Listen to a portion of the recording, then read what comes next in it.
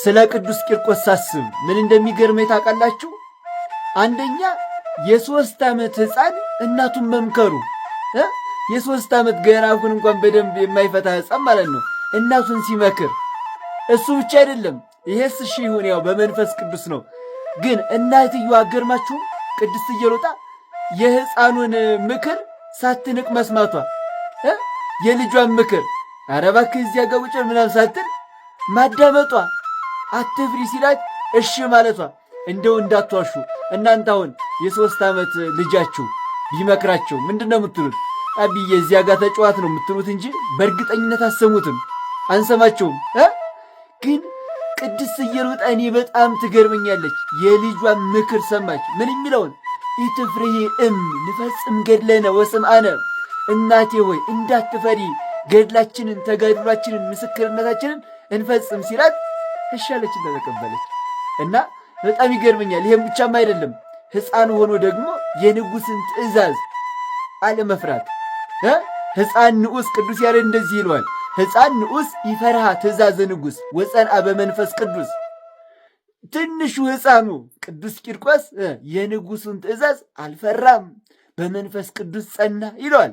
እና ቅዱስ ቂርቆስን ሳስብ በጣም ነው የምገረመው። ዛሬ ደግሞ ጥር 15 በዓለ ዕረፍታቸው ነው የቅዱስ ቂርቆስና የቅድስት ኢየሉጣ ማለት ነው። የእናትና የልጁ እንግዲህ በረከታቸው በሁላችንም ላይ ይደርብን። አምላካችን በረከታቸውን ያሳድርብን። እስኪ ሁላችሁም ኮመንት ላይ ቅዱስ ቂርቆስ ሆይ አንተ ጠብቀ እያላችሁ ጻፉ። ሁላችሁም ከአምላኩ እጅግ ብዙ በረከት ነው የተቀበለውና ቅዱስ ቂርቆስ ሆይ አንተ ጠብቀ እያላችሁ ጻፉ። ሁላችሁም ቪዲዮ ለሁሉም እንዲዳረስ ሼር አድርጉት፣ ቤቱን ፎሎ አድርጉ። እወዳችኋለሁ። ክብር በሉልኝ። አሁን የ3 ዓመት ሕፃን ልጅ ብዙ ልጆችን ወልዷል ይባል ማን ያምናል? የሚገርመው ግን በ3 ዓመቱ ብዙ ልጆችን አፍርቷል። ማነው እሱ? ቅዱስ ቂርቆስ። አይገርምም? ሕፃን ሆኖ የምእመናን ሁሉ አባት መሆን እንዲህ። ዛሬ ግን ስትጸልዩ አሁን በቅዱስ ቂርቆስ ቀን ማለት ነው ሕፃኑ ቅዱስ ቂርቆስ ይሄን አድርግልኝ እንደዚህ አድርግልኝ ነው የምትሉት ወይንስ አባቴ ቅዱስ ቂርቆስ ነው የምትሉት? እኔ አባቴ ቅዱስ ቂርቆስ ነው የምለው። እናንተስ? የሁላችንም አባት ነው ቅዱስ ቂርቆስ። እንኳን አይደለም ለኛ ለእናቱ ሳይቀር አባት ነው ቅዱስ ቂርቆስ። ቅዱስ ያሬድ እንደዚህ ይላል፣ ቂርቆስ ስሙ አበ ዘኮና ለእሙ በመንፈስ ቅዱስ ለረሲአን ሙኦሙ። ለእናቱ አባት የሆናት ቅዱስ ቂርቆስ ከሃዲያንን በመንፈስ ቅዱስ አሸነፋቸው ይላል። አባቷ ነው፣ ልጇ ሲሆን አባቷ ነው። አትፍሪ እያለ የሚመክራት የሃይማኖት አባቷ ነው። የሚጸልይላት እንዳትፈራ የሚጸልይላት የጸሎት አባቷ ነው። ጸለየ ላቲ ወልዳ ይላል ቅዱስ ያሬድ። ልጇ ጸለየላት እንዳትፈራ ይላል። እና በቃ ልጅ ሆኖ አባት መሆን ከዚህ በላይ ምን የሚገርም ነገር አለ? እስኪ ሁላችሁም ኮመንት ላይ አባቴ ቅዱስ ቂርቆስ እያላችሁ ጻፉልኝ። ማንም ሳይጽፍ እንዳይሄድ አባቴ ቅዱስ ቂርቆስ እያላችሁ ሁላችሁም ጻፉ። ቪዲዮውን ለሁሉም ሼር እያደረጋችሁ አዳርሱት። ቤቱ ይጠቅማችኋል። ፎሎ አድርጉ። እወዳችኋለሁ። ክብር በሉልኝ። ቅድስና እኮ ብርቅ አልነበረም እኮ የሚኖር ስለነበረ መጽሐፍ። አሁን ግን ቅድስና ምንድነው? ብርቅ ነው፣ ሩቅ ነው ለብዙዎቻችን። ትሁት ሰው እኮ ስናገኝ እንደነቃለን። ምክንያቱም ትዕቢተኛዎች ስለሆነ ማለት ነው። ጠቅላላ እንደው ባንጋደል የቅዱሳኑን ተጋድሎ እንኳ አክብሮ መቀበል እንዴት ያቅተናል? ንጽህናውን ሁሉ ነገር አተናል። ቢያንስ ቅን እግዚአብሔር ኃይል ሰጧቸው የተጋደሉ የቅዱሳንን ሕይወት መቀበል ግን እንዴት ከበደን? ቅዱሳኑ ይህን ሁሉ ተጋድሎ ያደረጉት በራሳቸው አቅም ነው ያለ መጽሐፍ አለ።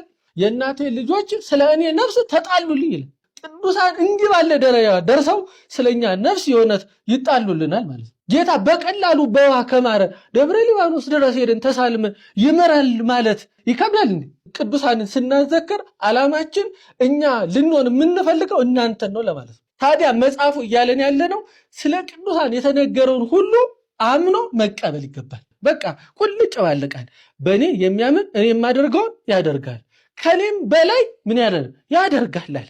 ኢየሱስ ክርስቶስን ማርያም ወለደችው የምትለን ጌታ አይተህ ነው የሚል ትውልድ እየተፈጠረ ስላየን አሁን የዛሬውን ታሪክ ስንናገር ተአምር የሚባል ነገር ማያምኑ ደግሞ ተአምር እንሰራለን የሚሉን በተአምረ ኢየሱስ ማያምኑ በካራቴ ተአምር እንሰራለን የሚሉ እነ ኢዩ ጩፋ የሚባሉ ወፈፌዎች የዚህ ዘመን ተኩላዎች በካራቴ ሰው እንፈውሳለን ኢየሱስ ያድናል ሲል ተሰማዋል። ተአምረ ኢየሱስ ላይ ያለውን ስንናገር ግን ተረት ነው ይሉናል። እንደው ማን ይሙት ከነሱ ጋር ማነጻጸር ይበራሱ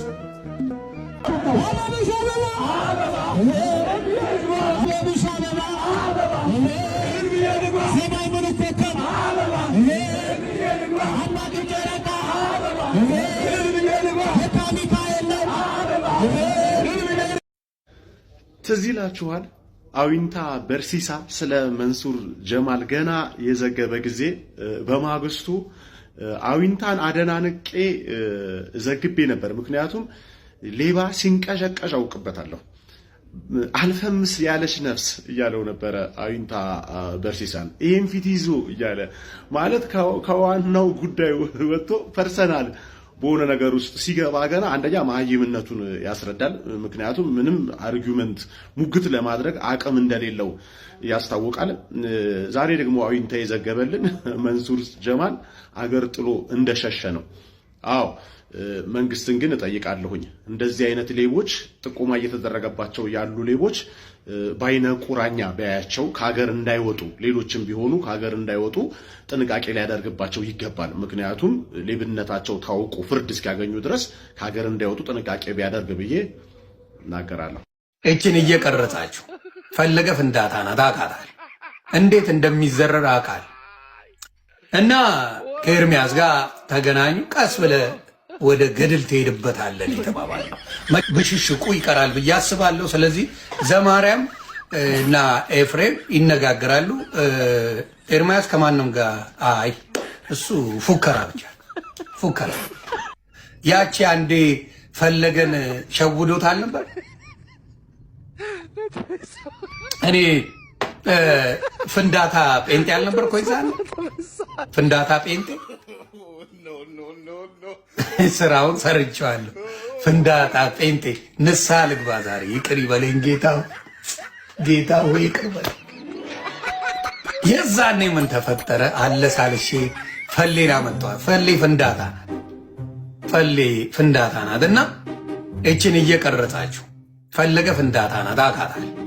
እንዴት እንደሚዘረር አውቃል። እና ከኤርሚያስ ጋር ተገናኙ። ቀስ ብለህ ወደ ገድል ትሄድበታለህ የተባባለው። መጀመሪያ ሲነጋገሩ የነበረው ማስታወቂያውን ማየት ትችላላችሁ፣ ከመጽሐፍ ቅዱስ ብቻ የሚል ነበር። ከመጽሐፍ ቅዱስ ብቻ የሚለውን ነገር በምታዩት መልኩ ያለምንም ችግር ሁለቱም በተለይ እንዲያውም ሞር ፈለገ መርቶ ነበር። ጀለስ ዘውረው ተባለ። ዘውረው ፖለቲካው ይዘውር ተባለ።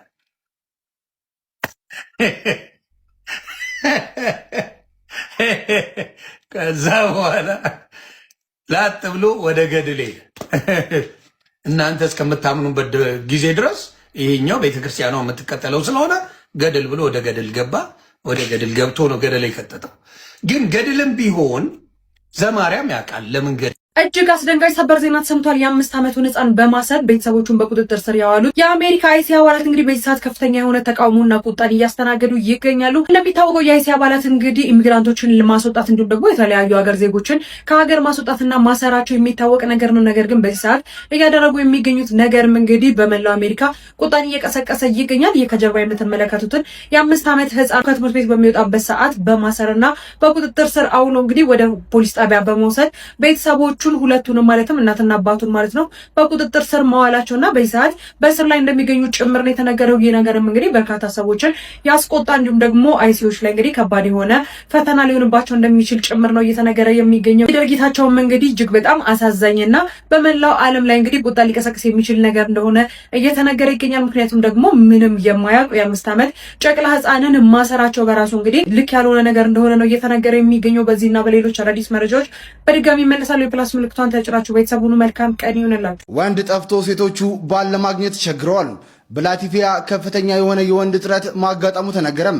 በመላው ሀገሪቱ የሚገኙ ሴቶች በአሁኑ ሰዓት በከፍተኛ ሁኔታ እየጨመሩ ሲሆን 100 ሴት ለ80 ወንድ በነፍስ ወከፍ እንደምትደርስ የተነገረ ሲሆን እናም በአሁኑ ጊዜ ላቲቪያ ቆነጃጅት ሴቶች